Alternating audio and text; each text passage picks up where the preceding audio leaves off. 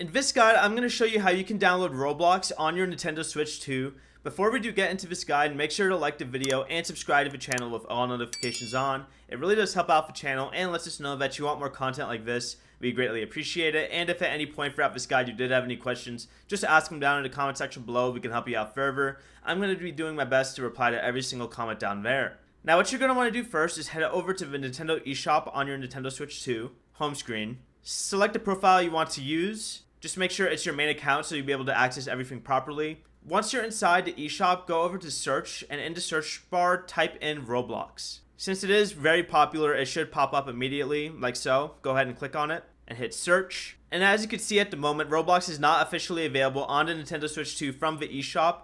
If you search for it and don't see an official download option, that means it hasn't been released for the platform yet. When it does become available, it should appear directly in the eShop just like any other gamer app. But that is it. As of right now, Roblox is not available to download on the Nintendo Switch 2, unfortunately. If that changes in the future, we'll make an updated guide showing you exactly how to install it.